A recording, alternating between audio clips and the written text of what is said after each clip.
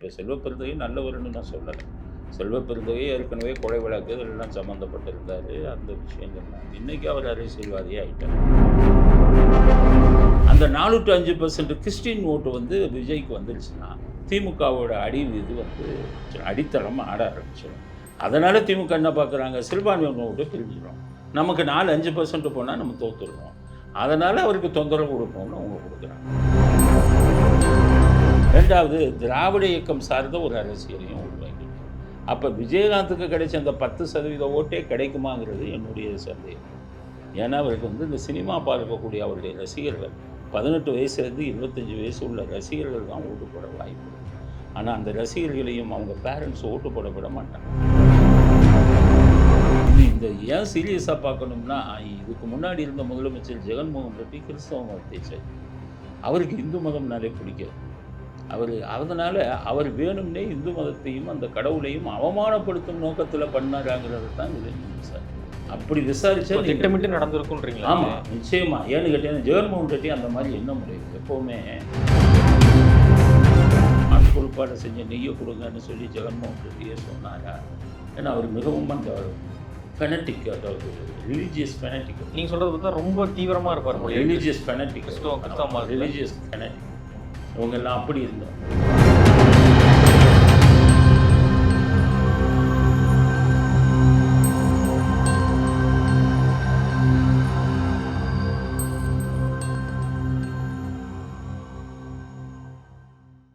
ஒரு வாஸ்துப்படியான வீடு பணத்தை தருவதா அப்படிங்கிறது ஊர்ஜிதமா சொல்ல முடியல. ஆனா பணக்காரங்க எல்லாம் வாஸ்துப்படியான வீட்டுல இருக்காங்கன்னு வேணா சொல்லலாம். இந்த மாதிரி ஆன்மீகம் மற்றும் ஜோதிடம் சார்ந்த இன்னும் பல வீடியோக்கள் பார்க்கணுமா? மறக்காம திருவருள் டிவிக்கு சப்ஸ்கிரைப் பண்ணுங்க. திருவருள் டிவியுடைய சேனல் லிங்க் இந்த வீடியோடைய டிஸ்கிரிப்ஷன்ல இருக்கு. பேசு தமிழா பேசு நேயர்களுக்கு வணக்கம்.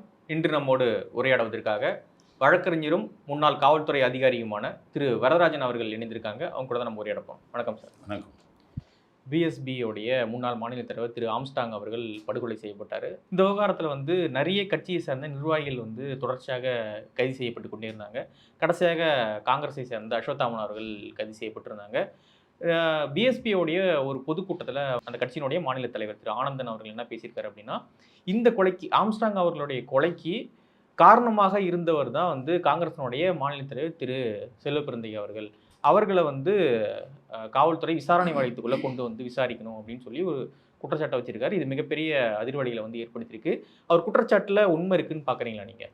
அதாவது காவல்துறை கிட்டத்தட்ட 2 மாதமாக அதை விசாரிச்சுக்கிட்டு இருக்காங்க. இவங்க பிஎஸ்பி தலைவர் ஆனந்துக்கு தெரிஞ்சதை விட காவல்துறைக்கு அதிக விஷயங்கள் தெரியும். ஏன்னா அவங்க விசாரணை பண்ணிக்கிட்டு இருக்காங்க. இவங்க காதால் கேட்ட செய்திகள், சில வரக்கூடிய ரியூமர், இதை வச்சுக்கிட்டு அவங்க சொல்கிறாங்க. ஸோ நம்ம எப்போவுமே ஒரு விசாரணை நடந்துக்கிட்டு இருக்குது.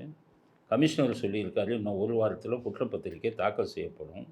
அப்போ நான் எல்லா உண்மையும் சொல்கிறேன்னு சொல்லிட்டேன்.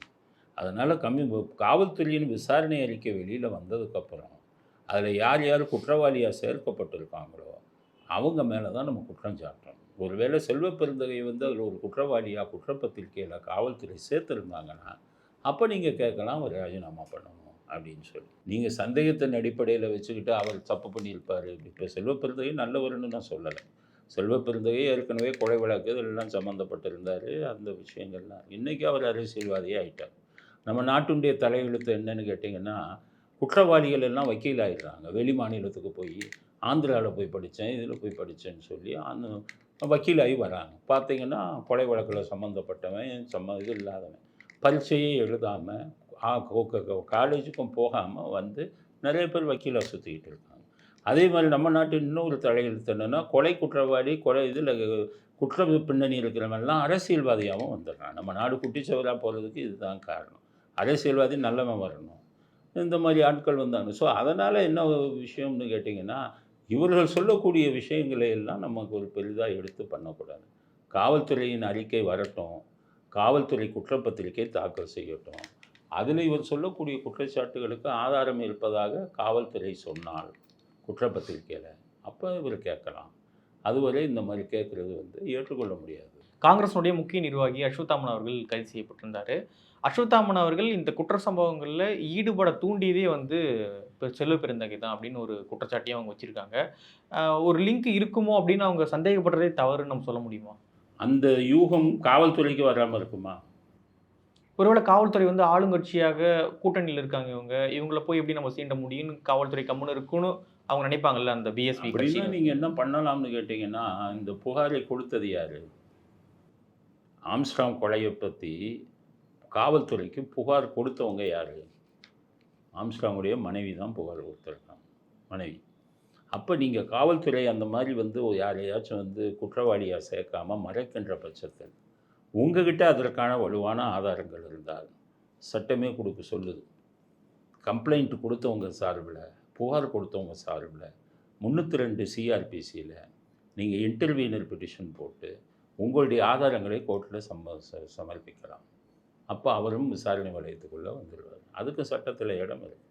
அப்படி தான் பண்ணணுமே ஒழிய அதில் நிரூபணம் ஆகணும். நீங்கள் போட்ட 302 சிஆர்பிசியில் கோர்ட் வந்து ஆமாம் போலீஸ் அவங்கள சேர்க்க விட்டாங்க, இவருக்கும் இதில் அடிப்படை ஆதாரம் இருக்குன்னு அதை எடுத்துக்கிட்டாங்கன்னா அப்போ நீங்கள் ராஜினாமா பண்ண சொல்லி கேட்கலாம். நீங்கள் சொல்கிற ஆளுங்கள்லாம் இப்போ அஸ்வத்தமன்கிறீங்க, அவரெல்லாம் டூப்ளிகேட் வக்கீலு தான், ஒரிஜினல் வக்கீலுங்க இல்லை. அவங்கெல்லாம் ஒரு பெரிய அரசியலுக்கு போனோன்னா அவங்க பெரிய ஆளாயிடலாம். இவர்களையெல்லாம் நம்ம ஒரு பொருட்டாகவே எடுக்கக்கூடாது. இன்றைக்கி அந்த அஸ்வத்தமன்கிறது இந்த கொலைக்கு தூண்டினதுக்கு காரணம் என்ன தெரியுமா? அவருக்கு இருந்த அரசியல் பின்புலம், அவருக்கு இருந்த வழக்கறிஞருங்கிற பின்புலம். இந்த மாதிரி பின்புலம் இவங்க வச்சுக்கிட்டு தானே தப்பு பண்ணுறாங்க.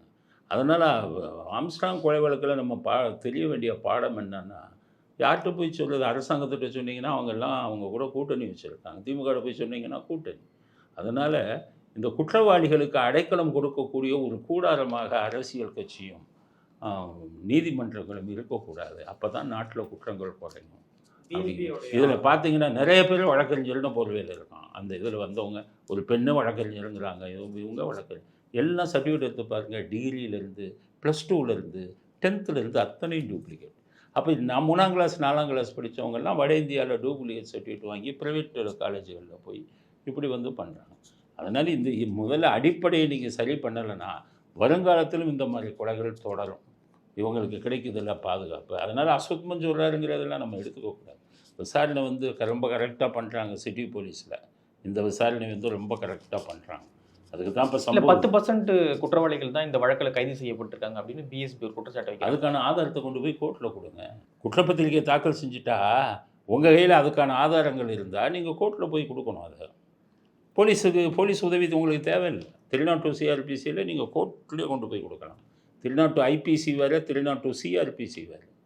நான் சொல்கிறது ஓல்டு சட்டம் சொல்கிறேன். 302 இந்திய தண்டனை சட்டம் வந்து கொலைக்குரியது. 302 குற்ற நடைமுறை சட்டம் வந்து இந்த மாதிரி விஷயங்களுக்கு புகார்தாரர் சம்பந்தமாக நீங்களே ஒரு வக்கீலை வச்சு காவல்துறை கொடுக்க மறந்த இல்லை கொடுக்கறதுக்கு கோட்டை விட்ட விஷயங்களை நீங்களே கொண்டு போய் கொடுக்கலாம். நானே நிறைய வழக்குகளில் 302 சிஆர்பிசியில் கொண்டு போய் உண்மையை சொல்லியிருக்கோம். அதுதான் கரெக்டாக இருக்குமே ஒழிய யூகங்களின் அடிப்படையில் அஸ்வத்தமன் இருந்ததுனால இவர் இருக்கும் அப்படிங்கிற யூகத்தின் அடிப்படையில் சொல்கிறத வந்து ஏற்றுக்கொள்ளும். இப்படியான குற்றச்சாட்டு வந்து நம்ம மேலே வருது. ஒரு தார்மீக அடிப்படையில் நம்ம இந்த பதவியிலேருந்து விலகுவோம் அப்படின்னு ஒரு வேளை செல்வ பெருந்தகை விலகுவதற்கான வாய்ப்பு இருக்கா? அது எப்படி? அதை நீங்கள் எப்படி எதிர்பார்க்குறீங்க? குற்றச்சாட்டு எழுந்ததுக்கே நீங்கள் வந்து ராஜினாமா பண்ணணும்னா ஜெயிலில் இருந்துக்கிட்டு இருந்த செந்தில் பாலாஜிக்கு ஸ்டாலினா இலாக்கா இல்லாத மந்திரி கொடுத்தாரா இல்லையா? குற்றச்சாட்டில் ஜெயிலே இருந்தார். ஏன் வந்து பொன்முடிக்கு வந்து கிட்டத்தட்ட 3 வருஷம் தண்டனை கொடுக்கப்பட்டது ஹைகோர்ட்டால். அந்த தண்டனைக்கு ஸ்டே வாங்கிட்டு அதுக்கு குற்றத்தில் தண்டனை கொடுக்கப்பட்ட ஒருவர் வந்து மறுபடியும் பொன்முடியை மந்திரி ஆக்கினாரா இல்லையா? ஸோ திமுக கூட்டணியிலிருந்து இதை நீங்கள் எதிர்பார்க்க முடியுமா? குற்றச்சாட்டு நிரூபிக்கப்பட்டவங்களுக்கே அவங்க ராஜினாமா செய்ய வைக்கலை. அப்போ வெறும் குற்றச்சாட்டு வந்தவங்களை போய் நம்ம ராஜினாமா பண்ணுவாங்கன்னு நீங்கள் சொல்லக்கூடிய அந்த இந்த அரசியல் உயர்ந்த தத்துவத்தை கொண்ட அரசியல்லாம் இவங்ககிட்ட எதிர்பார்க்க முடியுமா? லால் பகதூர் சாஸ்திரிங்கிறவர் இதாக இருந்தார், மத்திய அரசாங்கத்தில் முன்னாள் பிரதமர், ரயில்வே மந்திரியாக இருந்தார். இங்கே திருச்சிக்கு பக்கத்தில் ஒரு ரயில் விபத்து நடந்த உடனே அங்கே வந்து அவரே வந்து ராஜினாமா பண்ணார் ரயில்வே மந்திரியை. எல்லோரும் சொன்னாங்க தேவையில்லைங்க, அது திருச்சிக்கிட்ட தானங்க நடந்தது, அரியலூர் ரயில் விபத்து திருச்சிக்கு பக்கத்தில் தானங்க நடந்ததுனால இல்லை மந்திரிங்கிறதுனால நான் அதுக்கு பொறுப்பேற்கணும்னு சொன்னார். அந்த மாதிரி தரமுள்ள அரசியல்வாதிகள் இருந்ததெல்லாம் காலம் போயிடுச்சு. அதுவும் தமிழ்நாட்டில் 90% தரம் கெட்ட அரசியல்வாதிகள் தான் இருக்காங்க.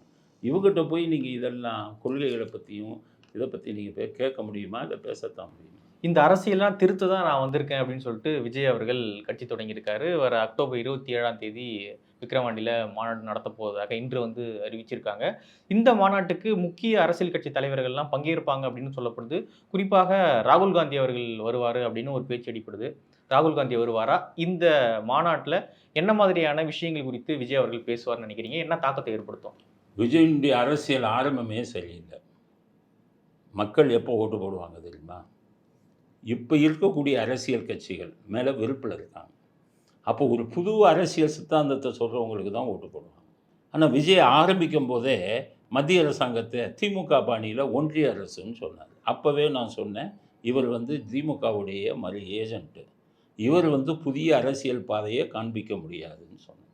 ரெண்டாவது, நீட்டை வந்து ரத்து செய்யணுன்னார். அது திமுகவுடைய பாணி, அதே சொன்னார். அப்போ தமிழ்நாட்டுல பல அரசியல் கட்சிகளா சொல்லிட்டு தானே இல்லை, இருக்கு. புதுசாக வர்றது ஒன்றிய அரசு நீட்டை ரத்து பண்ணணும். மூணாவது, விநாயகர் சதுர்த்திக்கு வாழ்த்து தெரிவிக்கலை. திமுக பாணி தானே அது. ஆனால் அதே சமயத்தில் இதுக்கு வாழ்த்து தெரிவிக்கிறாரு, ஓணத்துக்கு. தமிழ்நாட்டில் வசிக்கக்கூடிய மக்களுக்கு விநாயகர் சதுர்த்தி சொல்லாமல் கேரளாவில் இருக்கக்கூடிய மக்களுக்கு ஓணம் பண்டிகை வாழ்த்து சொல்கிறாரு. காரணம், அவர் படம் இங்கே வந்து ஓடுது, அவருக்கு ரசிகர்கள் அங்கே அதிகம். எல்லாத்துக்கும் மேலே திமுகவின் சித்தாந்தத்துக்கு இதுதான ஈவேராவுக்கு போய் மாலை போடுறாரு அன்னைக்கு. ஆக திமுகவோட மறு பிரதிபலிப்பாக தான் இருக்கிறதுனால திமுகவில் இருக்கக்கூடிய விருப்பு வந்து இப்போ விஜய் மேலே வந்து, ஏன்னா திமுக என்ன சொல்கிறாங்கன்னா பாஜகவுடைய பிம்பமாக அவர் வந்துட்டு இருக்காரு. பாஜக பிம்பம் வந்திருக்காருன்னா விநாயகர் சதுர்த்திக்கு வாழ்த்து சொல்லிடுவாங்களே. பாஜக பிம்பம்னா ஆன்மீக இதில் தானே வருவாங்க. அது விநாயகர் சதுர்த்திக்கு வாழ்த்து சொல்லிடுவார். அப்படி இல்லை, அவர் போகிற பாதை தப்பு. அவரால் ஒரு மாநாடை கூட குறித்த நேரத்தில் நடத்த தெரியலை, நடத்த முடியல. அந்த இக்கட்டான சூழலையே திமுக தான் ஏற்படுத்துது. இடம் தர மாட்டாங்க, நிறைய நெருக்கடி. இல்லை இடம் அவங்க காவல்துறை கேள்வி கேட்குறாங்க, பதிலே சொல்ல தெரியல. எவ்வளோ பேர் வருவாங்கன்னு கேட்பாங்க எப்போவுமே காவல்துறை. 1,00,000-லேருந்து 2 வருடமாக 5,000 தான் வருவாங்க. திமுகவுக்கே நீங்கள் சொல்கிறேன், லட்சத்தில் வந்ததெல்லாம் காலம் மலையில் போச்சு. எம்ஜிஆர் காலத்தோட, அண்ணா காலம் எம்ஜிஆர் காலத்தோடு போச்சு. அதுக்கப்புறம் ஜெயலலிதா அதில் அந்த எம்ஜிஆர் தொண்டர்கள்லாம் இருந்தாங்க. இப்போ எந்த தலைவருக்கும் கூப்பிட்டா 1000 லட்சக்கணக்கான பேர் வர்றதுக்கு சாத்தியமே இல்லை. அது எந்த விளவிலையும் கூட்டத்தை கூட்டுறாங்க, அவ்வளோதான். அதனால் இவங்களுக்கு வந்து எத்தனை பேர் வருவாங்கன்னா ஒரு 1,00,000-லேருந்து 2,00,000 சொல்லணும். ஆனால் 10,000 to 20,000 தான் வருவான். அறிக்கை எப்படி விடணும்? நீங்கள் லட்சக்கணக்கில் குவிந்த எனது தொண்டர்களுக்கு நன்றின்னு சொல்லணும். அப்படி தான் அரசியல், தமிழ்நாடு அரசியல் அப்படி தான் போய்கிட்டு இருக்குது. பொய்மையான அரசியல் தான் அதுக்கே இல்லாமல் எத்தனை பேர் வருவாங்கன்னா 30,000 பேர்னு கொடுக்குறாரு. அந்த பதில் சொல்லும் போதே புரிஞ்சுக்கலாம் இவங்க அரசியலில் சர்வை பண்ணுவாங்க. அவங்க கேட்குறான், ஆம்பளை எவ்வளவு பொம்பளை எவ்வளவுன்னு கேட்குறான். அது கேள்வியும் முட்டாள்தனமாக இல்லையா? ஒரு இதுக்கு வந்து அவருக்கு ரசிகர்கள் இருக்காங்க, எத்தனை 1000 பேர் வருவாங்கன்னு கணக்கு போட்டு சொல்ல முடியுமா? சுமாராக தானே சொல்ல முடியும். எஸ்பி இல்லைன்னு சொல்லிட்டு வரணுங்கிறாங்க. காவல்துறையின் முட்டாள்தனமான இது. எஸ்பிகிட்ட போய் எப்படி சொல்லிட்டு வருவான் ஒவ்வொருத்தனும்? என்னத்தை சொல்ல முடியும்? இந்த நிபந்தனைகள்லாம் இப்போ திமுகவுக்கு நடந்தது மாநாடு, இந்த மாநாடு பவள விழா, அதுக்கு இதே கேள்வியெல்லாம் போலீஸை ஸ்டாலின்கிட்ட கேட்டாங்களா? ஸ்டாலினுக்கு பதில் சொன்னாரா? எத்தனை பேர் வருவாங்க, என்ன வருவாங்கன்னு? அதனால் போலீஸ்கிட்ட அவங்க சொல்லுவாங்க, கொஞ்சம் தொந்தரவு கொடுன்னு சொல்லுவாங்க. இப்போ திமுகவுக்கு பெரிய அடி என்னென்னா, சிறுபான்மையினர் ஓட்டு வந்து திமுகவுக்கு வந்து கிறிஸ்தவர்கள் ஓட்டும் முஸ்லீம்கள் ஓட்டும் ஃபுல்லாக விழுகுது. காரணம் இந்த பக்கம் பாஜகவுக்கு இருக்கிறதுனால. அதில் விஜய் வந்துட்டா அந்த 4 to 5% கிறிஸ்டின் ஓட்டு வந்து விஜய்க்கு வந்துருச்சுன்னா திமுகவோட அடி இது வந்து ஆட ஆரம்பிச்சிடும், அடித்தளம் ஆட ஆரம்பிச்சிடும். அதனால் திமுக என்ன பார்க்குறாங்க, சிறுபான்மையினர் ஓட்டு பிரிஞ்சிடும். நமக்கு 4-5% போனால் நம்ம தோற்றுருவோம். அதனால் அவருக்கு தொந்தரவு கொடுப்போம்னு அவங்க கொடுக்குறாங்க. இவருடைய சித்தாந்தமும் திமுக சித்தாந்தமும் ஒன்றா இருக்குது. அப்போ மக்கள் என்ன பண்ணுவாங்க, விஜய்க்கு மாற்றம் தேவைன்னு நினைக்கிற மக்கள் கூட இவர் ஒரு மாற்றத்தை கொண்டு வருபவர்னு நினைக்க மாட்டாங்க. எப்படி ராகுல் காந்தி எப்படி வந்துடுவார், எப்படி எதிர்பார்க்குறாங்க? ராகுல் காந்தி அங்கே இருக்கார், ஸ்டாலினை கேட்காம வர மாட்டார் ராகுல் காந்தி. ஸ்டாலின் போங்கன்னா தான் போவார். அப்புறம் ஸ்டாலினும் ராகுல் காந்தி எங்கே வந்துட்டா திமுகவோட 9 கட்சி கூட்டணியில் 10வது கட்சியாக விஜய் போய் அங்கே சேர்ந்துக்க வேண்டியது.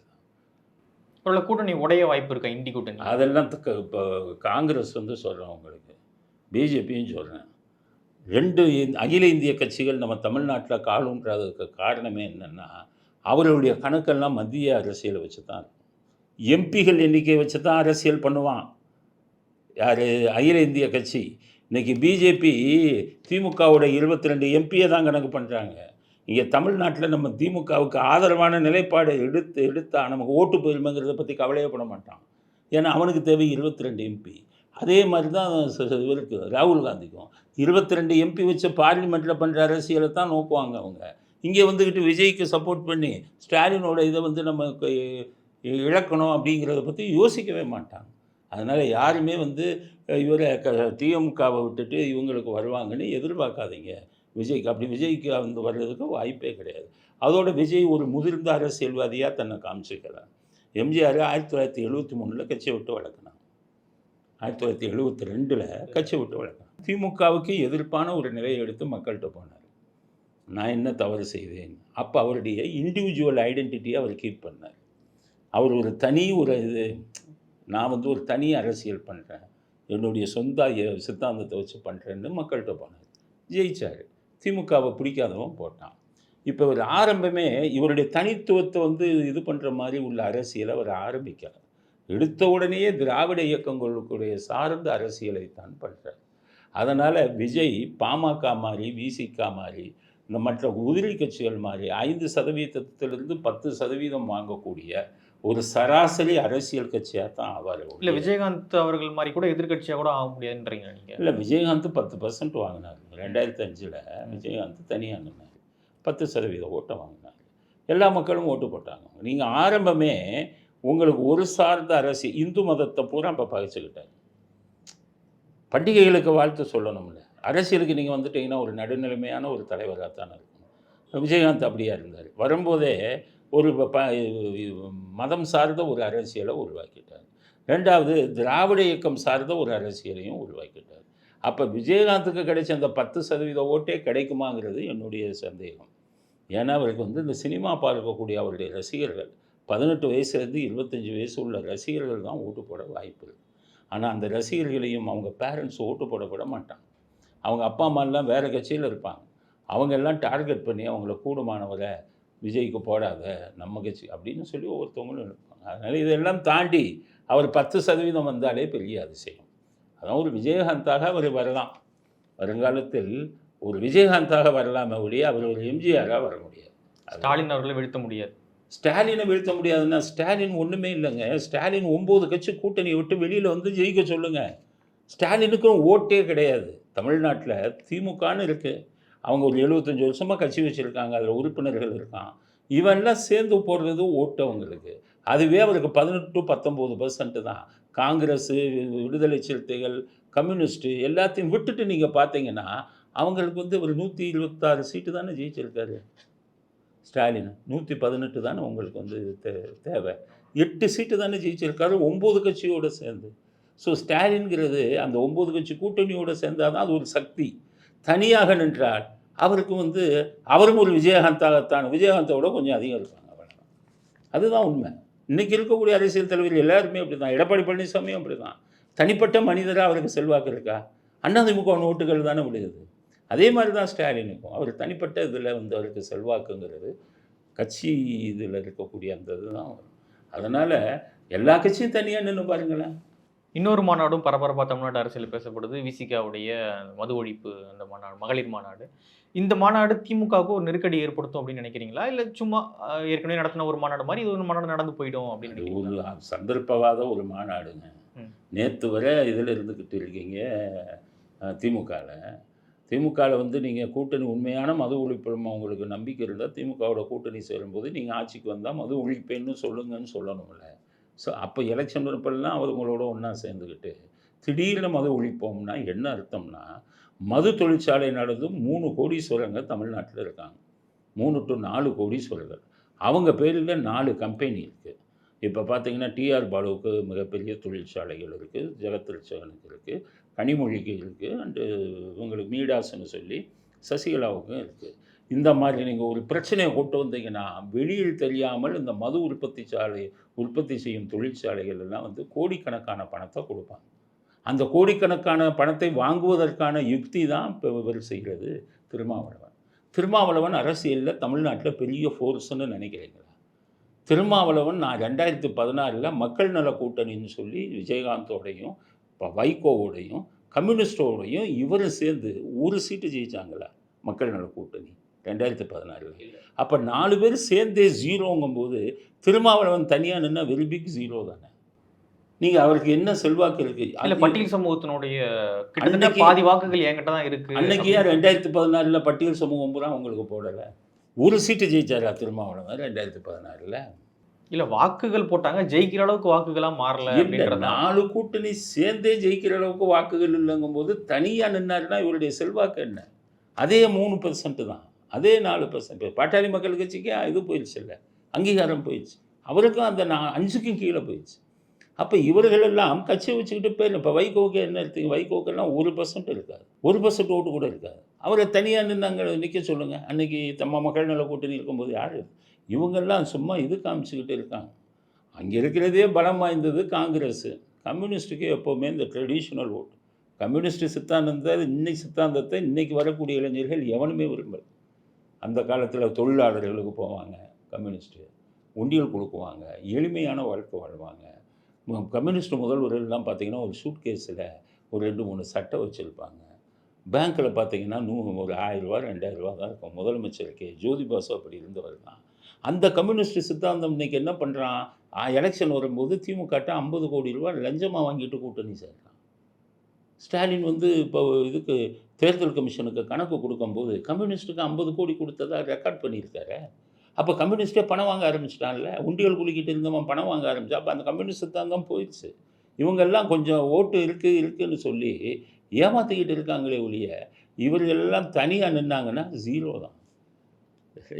அதனால் திமுகவுக்கு இந்த காங்கிரஸ் கம்யூனிஸ்ட் எல்லாம் ஒரு 1%, அந்த இது விடுதலை சிறுத்தைகள் ஒரு 2%, இப்படியே சேரக்கூடிய ஒரு 8-10% தான் திமுகவுக்கு வெற்றியை கொடுக்குதே ஒழிய இன்றைக்கி இருக்கிற அரசியல்வாதி தமிழ்நாட்டு அரசியல் யாராக இருந்தாலும் தனியாக நின்று ஜெயிக்க சொல்லுங்கள். 118 சீட்டு யாருக்குமே அந்த தகுதி இல்லை அப்படிங்கிறது தான். எந்த கட்சியாக இருந்தாலும் தனியாக நின்று ஜெயிக்க முடியாது. அதுதான் இப்போ உள்ள. இந்த 2 மாநாடுமே தமிழ்நாடு அரசியல்ல தமிழ்நாடு மக்கள் கிட்ட எந்த தாக்கத்தையுமே ஏற்படுத்த போறது இல்லை. நிச்சயமா. இது ஒரு சந்தர்ப்பவாத மாநாடு. 2 மாநாடு விசிகாகன் பண்ணுறது சந்தர்ப்பவாத மாநாடு. விஜய் பண்ணுறது அனுபவம் இல்லாத ஒரு மாநாடு. அவருக்கு என்ன பண்ணுறதுன்னே தெரியும். அரசியல் அட்வைசருங்க வேணுங்க. ஒன்று தனக்கு அரசியல் தெரியணும். எம்ஜிஆர் அதிமுக ஏன் சக்ஸஸ் ஆச்சுன்னா 1950 அவர் டிஎம்கேல இருந்தார். 1967 எம்எல்ஏல ஜெயித்தார். ஸோ கட்சினா என்ன, அரசியல்னா என்னங்கிறத நல்லா தெரிஞ்சுக்கிட்டு வந்தார். விஜய் ஒன்றுமே இல்லாமல் கோட் படத்தில் நடித்த மேக்கப்போடு அரசியலில் உள்ளே இறங்கினா அவருக்கு ஆலோசகராச்சும் நல்லா இருக்கணும்ல. புஷியானந்த் இருக்காரு. புஷி ஆனந்த் ஒரு ரியல் எஸ்டேட் புரோக்கர், தெரிஞ்சுக்கங்க. அவரும் ஒரு அரசியல்வாதியாக இருந்தவர். ஒரு எம்எல்ஏல நின்று தோத்தவொன்னா ஒரு அரசியல்வாதி இல்லை. அவர் உண்மையான தொழில் ரியல் எஸ்டேட் புரோக்கர். பாண்டிச்சேரியில் நிலத்தை வாங்கி விற்க கொடுப்பார். விஜயோட அப்பாவுக்கு நிலம் வாங்கி கொடுத்தவர் தான் புஷி ஆனந்த். அப்போ ஏற்பட்ட பிரச்சனையில் அவர் நல்லவர் இல்லைன்னா அவரோட சண்டை போட்டார் சந்திரசேகர். இப்போ சந்திரசேகருக்கு இவர் மேலே உள்ள கோபமே விஜய்கிட்ட புஷி ஆனந்த் மாதிரி ஆளை நம்புகிறாங்க மோசடி பேர் வழிகளுங்கிறது தான் அவர் சொல்கிறார். அப்போ அப்படி ஒரு ஆளை, அரசியல் அனுபவம் இல்லாத ஆளை பக்கத்தில் வச்சுக்கிட்டிங்கன்னா உங்களுக்கு அரசியல் பலம்ங்கிறது எப்படி வரும்? எம்ஜிஆர் ஆரம்பிக்கும் போதே நெடுஞ்செழியன் முக்கியமானவங்கள்லாம் வந்தாங்க அவர்கிட்ட. பாவு சண்முகம் எல்லாம் பெரிய பெரிய ஆளுங்கள்லாம், திராவிட இயக்கத்தை ஆரம்பித்தவங்கெல்லாம் வந்தாங்க. பண்ருட்டி ராமச்சந்திரன் இவங்கெல்லாம் நிறைய அவருக்கு ஆலோசனை சொன்னாங்க. கருணாநிதி என்ன பண்ணுவார், அவர் எப்படி கட்சி ஆட்சி நடத்துவார்னு. அப்படி எல்லாம் ஒரு ஆலோசகர்கள் இருந்ததுனால தான் ஜெயிக்க முடிஞ்சது. புஷி ஆனந்த் மாதிரி ஒரு ஆளை வச்சுக்கிட்டு அரசியலை தெரிஞ்சவங்க யாராச்சும் கூட இருக்காங்களா? பிரசாந்த் கிஷோர்னு 300 கோடி கொடுத்து கூட்டிகிட்டு வர்றாரு ஸ்டாலின். ஏன்னா அவருக்கே அரசியல் தெரியாது. அங்கேருந்து இவர் இப்போ நீங்கள் ஸ்டாலின் அரசியல் தெரியாதுன்னா அவருக்கு இதாக சொல்கிறேன்னு நினைக்கிறேன். ஒரு பேப்பர் எடுத்து படிக்க சொல்லுங்கங்க. அமெரிக்கா போயிட்டு வந்தார்ல ஸ்டாலின். அமெரிக்கா எப்போ போனார் உங்களுக்கு அப்ராக்சிமேட்டாக தெரியுமா? இப்போ தான் 1 மாதம் கூட ஆகலை. ஆகஸ்ட் மாதம் 31 போனார். இன்றைக்கி 20 20 நாளைக்கு முன்னாடி தான் அவர் போனது. 31 வந்தது பார்த்தீங்கன்னா செப்டம்பர் முதல் வாரம் முடிஞ்சு வந்தார். அவர் பேசுகிறாரு, பேப்பரில் எழுதி கொடுத்துருக்காங்க, நான் 28/2/2024 வெளிநாடு அமெரிக்காவுக்கு சென்று வந்தேன்னு படிக்கிறார். அப்போ எழுதி கொடுத்தவனும் ஒன்றும் தெரியாதவன், எழுதி கொடுத்தவன் 28/2 எழுதுறான். அந்த வீடியோ பார்த்தீங்களா நீங்கள்? படிக்கிறவருக்கு தாம் போயிட்டு வந்ததே ஞாபகம் இல்லை. அப்போ எப்படி இருக்கும்? தமிழ்நாட்டின் தலைவர்கள் எந்த லட்சணத்தில் இருக்காங்கன்னு பாருங்கள். எவ்வளவு அலர்ட்னஸ் வேணும் உங்களுக்கு அரசியலில். அதனால் இப்படிப்பட்ட அரசியல்வாதிகளைத்தான் இன்னைக்கு தமிழ்நாடு அரசியல் பார்த்துக்கிட்டு இருக்கோம். இப்போ நீங்கள் எடப்பாடியே எடுத்துக்கிட்டிங்கன்னா, எடப்பாடிக்கு தனித்தன்மை இருக்குந்தா ஒரு சவுக்கு சங்கர்னு ஒரு யூடியூபருக்கு பின்னாடி போய் நிற்பாரா? இன்றைக்கி சவுக்கு சங்கருக்கு கோடிக்கணக்கான ரூபாய் கொடுத்து சுப்ரீம் கோர்ட்டில் அவருடைய அப்பீல் இது பூரா இவர் தான் செலவு பண்ணிக்கிட்டு இருக்கார். அப்போ சவுக்கு சங்கருங்கிற ஒரு சாதாரண மனிதரை நம்பக்கூடிய அளவுக்கு ஒரு அதிமுக தலைவராக இருக்கிறவங்களுக்கு வந்துருச்சு நிலைமை, பொதுச் செயலாளராக இருக்கிறவங்க. அப்போ எப்படிப்பட்ட அரசியல்வாதிகள் இவங்க 2 கட்சி தானே பெரிய கட்சி. சீமானா 8% வாங்குறாரு, இவங்கெல்லாம் 2%, 3%. இதில் விஜய் வந்துக்கிட்டு அந்த 5 to 10% தான் நிற்பாரே ஒழிய, இவர்களெல்லாம் அடிக்கிற அளவுக்கு மக்களுடைய எழுச்சி வேணும். அப்போ தான் நீங்கள் ஜெயிக்கணும். நீங்கள் ஒரு அரசியல் கட்சியில் ஆட்சியை பிடிக்கணும், எழுச்சி இருக்கணும். அப்போ தான் அது பண்ணணும். எந்த எழுச்சியும் இருப்பதாக தெரியவில்லை. இருக்கின்ற எழுச்சியையும் அவர் கெடுத்துக்கிட்டார். திமுகங்கிற முகத்தை காமிச்சு இதெல்லாம் பண்ணினதுனால அவர் அதெல்லாம் கெடுத்துக்கிட்டார். அதனால் என்னுடைய அனுபவத்தில் சொல்கிறேன், எனக்கு கிட்டத்தட்ட நான் சின்ன வயதிலிருந்தே அரசியலை பார்த்தார், அண்ணாதுரை இருக்கும்போதிலிருந்து பார்த்தார். என்னுடைய அனுபவத்தில் சொல்கிறேன், விஜய் மிகப்பெரிய ஜீரோவாகிடுவார் அரசியலில். மக்கள் அவர்கிட்ட எதையும் எதிர்பார்க்காதீங்க. அவரை தூக்கி முதலமைச்சர் நாற்காலில் உட்கார வச்சாலும் அடிப்படை விஷயங்கள் கூட அவருக்கு அனுபவம் இல்லை. அதனால் தமிழ்நாடு கெட்டு போயிருங்கிறது தான் என்னுடைய. அதனால் இன்னும் நல்ல தலைவர்கள், விவரமான ஒரு முதலமைச்சராக இருக்கிறவருக்கு எழுதி படிக்கிறாருன்னா என்ன அர்த்தம் அவங்களுக்கு அரசியல்? அப்போ எதுவுமே தெரியாதவர்கள் தான் இன்றைக்கி வந்திருக்காங்க அப்படிங்கிறது தான் என்னுடைய கருத்து. திருப்பதி லட்டில் வந்து மாட்டு கொழுப்பு கலந்துருக்காங்க அப்படின்னு சொல்லிட்டு நேற்று ஒரு ஆய்வறிக்கை வந்து தெலுங்கு தேசம் கட்சி வெளியிட்டிருக்காங்க. ஒய்எஸ்ஆர் காங்கிரஸ் அவங்க ஆட்சியில் இருக்கும்பொழுது வாங்கின நெய்யில் இந்த மாட்டு கொழுப்பு கலந்து அது தயாரிக்கப்பட்டிருக்கு அந்த திருப்பதி லட்டானது அப்படின்னு ஒரு சர்ச்சை வந்து எழுந்திருக்கு. எப்படி சார் பார்க்குறீங்க? அதாவது திருப்பதி கோயிலில் நிறைய முறைகேடுகள் அப்பப்போ நடக்குது. அந்த போர்டில் மெம்பராக இருக்கிறவங்கெல்லாம் வேண்டிய ஆளுகளுக்கு ரூம் போடுறது, வேண்டிய ஆளுகளுக்கு சலுகை பண்ணுறதெல்லாம் நிறைய குற்றச்சாட்டுகள் வரும். ஆனால் அந்த லட்டு செய்யக்கூடியதில் இந்த மாதிரி குற்றச்சாட்டு இதுவரை வந்ததில்லை. இந்த ஏன் சீரியஸாக பார்க்கணும்னா, இதுக்கு முன்னாடி இருந்த முதலமைச்சர் ஜெகன்மோகன் ரெட்டி கிறிஸ்தவ மதத்தை சேர்ந்தவர். அவருக்கு இந்து மதம்னாலே பிடிக்காது. அதனால் அவர் வேணும்னே இந்து மதத்தையும் அந்த கடவுளையும் அவமானப்படுத்தும் நோக்கத்தில் பண்ணாராங்கிறத தான் இதில் நீங்கள் விசாரிக்கணும். அப்படி விசாரிச்சா திட்டமிட்டு நடந்திருக்குன்றீங்களா? ஆமாம், நிச்சயமாக. ஏன்னு கேட்டீங்கன்னா, ஜெகன்மோகன் ரெட்டி அந்த மாதிரி எண்ணம் உடையவர். எப்போவுமே ஆட்சிக்கு வருபவர் எந்த மதத்தினராக இருந்தாலும் முதலமைச்சரானோன்னா அதெல்லாம் மறந்துடும். அவர் எல்லா மதத்தினருக்கும் பொதுவானவராக இருக்கணும், எல்லா ஜாதியினருக்கும் பொதுவாக இருக்கணும். ஏன்னா இறைவன் கொடுக்கக்கூடிய பதவி அது, நாட்டை ஆள்றது. அப்போ ஒரு சிறப்பட்ட இதை நீங்கள் எடுக்கக்கூடாது. ஆனால் ஜெகன்மோகன் ரெட்டி ஆட்சிக்கு வந்ததுக்கப்புறமும் அவர் அந்த கிறிஸ்தவ மதத்தை சார்ந்த விஷயங்களை நிறைய செஞ்சார். அப்போவே அவர் மேலே நிறையா குற்றச்சாட்டு வந்து, அதனால் இதில் ஜெகன்மோகன் ரெட்டியின் பங்கு இருப்பதற்கு நிறையா வாய்ப்பு இருக்குது. அதைத்தான் நீங்கள் என்கொயரி பண்ணணும். இல்லை உள்ளுக்குள்ளே இருக்கிறவங்க கான்ட்ராக்ட் கொடுத்தவங்க அந்த மாதிரி ஒரு நெய் கம்பெனிக்கு, இந்த மாதிரி மாட்டு கொடுப்போட நெய் கம்பெனிக்கு கொடுத்துருந்தாங்கன்னா அது பிரச்சனை இல்லை. ஏன்னா இது மாதிரி நிறைய ஊழல் நடக்குது, அவங்கள மட்டும் தண்டிச்சா போதும். எனக்கு சந்தேகமே ஜெகன்மோகன் ரெட்டி தான் அதை பண்ணியிருப்பாருங்கிற சந்தேகம் எனக்கு வலுவாக இருக்குது. இதே நெய் கொடுக்குற நிறுவனம் தான் வந்து பழனி கோயிலுக்கும் நெய் கொடுக்குறாங்க அப்படின்ற ஒரு. ஆமாம், இதில் பழனி கோயில் தான் நீங்கள் ஆய்வு செய்யணும். இதில் ஆய்வு செஞ்சு கண்டுபிடிச்சிட்டாங்க, மாட்டு கொழுப்பு இருக்குங்கிறத கண்டுபிடிச்சிட்டாங்க. இது வேண்டும்னே செய்யப்பட்டதா, இல்லை அவங்க அவங்களுக்கு இந்த மாதிரி நெய்யை மாட்டு கொழுப்பாடு செஞ்ச நெய்யை கொடுங்கன்னு சொல்லி ஜெகன்மோகன் ரெட்டியே சொன்னாரா? ஏன்னா அவர் மிகவும் அந்த ஃபெனட்டிக், அதாவது ரிலீஜியஸ் ஃபெனட்டிக். நீங்கள் சொல்கிறது பார்த்தா ரொம்ப தீவிரமாக இருப்பார். ரிலீஜியஸ் ஃபெனட்டிக், ரிலீஜியஸ் ஃபெனட்டிக் இவங்கெல்லாம் அப்படி இருந்தவங்க. நீங்கள் பொதுவாகவே கிறிஸ்தவ மதத்தில் இருக்கிறவங்க பார்த்தீங்கன்னா ரொம்ப அமைதியாக இருப்பாங்க. அவங்க உண்டு, அவங்க இது உண்டு. நீங்கள் அவங்ககிட்ட போய் சண்டைக்கு போனாலுமே பதில் சரியாக பேச மாட்டாங்க, அமைதியாக போயிடுவாங்க. உண்மையான கிறிஸ்தவ மதம் அதுதான். ஆனால் கிறிஸ்தவ மதத்தில் வயலன்ஸுக்கு இடமே இல்லை. வயலன்ஸுக்கு அமைதியாக இருப்பாங்க நீங்கள் இப்போ இது பண்ண. ஆனால் அப்படிப்பட்ட ஒரு மதத்தை இவர் கேவலப்படுத்துகிற அளவுக்கு இவர் மாதிரி ஆட்கள் பல விஷயங்களை செஞ்சுக்கிட்டு இருந்தாங்க. ஆந்திராவில் இருப்பவர்களுக்கு அது தெரியும். அதனால் அவர் தான் இதில் சம்மந்தப்பட்டிருப்பார் அப்படிங்கிறது என்னுடைய கடும் நம்பிக்கை. ஏன்னா திருப்பதியில் நான் வெஜிடேரியன் ஹோட்டலே இருக்காது, வெஜிடேரியன் ஹோட்டல் மட்டும்தான் இருக்கும். அங்கே லாட்ஜுங்க, ப்ரைவேட் லாட்ஜுங்களே இருக்காது. அது ஒரு தனி ஒரு இது மாதிரி இருக்கும். வாட்டிக்கன் சிட்டி மாதிரி ஒரு தனி ஒரு இதுவாக இருக்கும், நகரமாக. அப்படிப்பட்ட இதில் இது நடந்திருக்கு. எவ்வளவோ இங்கே தப்பு நடந்திருக்கு. சில்லறை பண்ணும்போது இருக்காங்க, சில்லறை இது பண்ணும்போது பண்ணியிருக்காங்க. தரிசனங்களில் முறைகேடுன எல்லாம் பண்ணிருக்கு. ஆனால் இது ஒரு மோசமான ஒரு குற்றச்சாட்டு. இதில் கடுமையான நடவடிக்கையை இப்போ இவர் சந்திரபாபு நாயுடு எடுப்பாருன்னு ஒரு நம்பிக்கை இருக்குது. ஏன்னா ஜெகன்மோகன் ரெட்டி அரண்மனை மாதிரி மலைக்கு அடியில் வீடெல்லாம் கட்டியிருக்காரு. அவர் வந்து ஒரு அரசியலுக்கோ ஒரு ஆட்சியில் இருப்பதற்கோ தகுதி இல்லாத மனிதர். அதனால் அவர் வந்து தப்பு இருந்தால் அவரை பிடிச்சி தண்டிக்கணும் அப்படிங்கிற வெறும் கான்ட்ராக்டர்கள் சம்மந்தப்பட்ட விஷயமா இருந்தால் அது ஒன்றும் இது இல்லை. இது வந்து ஜெகன்மோகன் ரெட்டி வேணும்னே பண்ணியிருக்கிறதுக்கு தான் அதில் அதிகமான வாய்ப்பு இருக்குது அப்படிங்கிறது தான் என்னுடைய கருத்து. ஓகே சார், எங்களுடைய இந்த பல கருத்துக்களை பகிர்ந்தமைக்கு ரொம்ப நன்றி சார். நன்றி. கிரகம் என்பதும் நட்சத்திரம் என்பதும் வேறு மாதிரியாக கண்டிப்பாக புரிந்து கொள்ளப்படாத ஒரு உன்னத சாஸ்திரம் தான் ஜோதிட சாஸ்திரம். நான் ஒரு லிஸ்டே கொடுப்பேன், அது கான்ட்ரவர்சியாக கூட போகலாம். நம்முடைய முன்னாள் முதல்வர்கள் அத்தனை பேரும் 95% பேர் பௌர்ணமியில் பிறந்தவங்க. இந்த மாதிரி ஆன்மீகம் மற்றும் ஜோதிடம் சார்ந்த இன்னும் பல வீடியோக்கள் பார்க்கணுமா? மறக்காம திருவருள் டிவிக்கு சப்ஸ்கிரைப் பண்ணுங்க. திருவருள் டிவியுடைய சேனல் லிங்க் இந்த வீடியோடைய டிஸ்கிரிப்ஷன்ல இருக்கு. உலக தமிழ் சொந்தங்களுக்கு வணக்கம். நான் ராஜவேல் நாகராஜன்.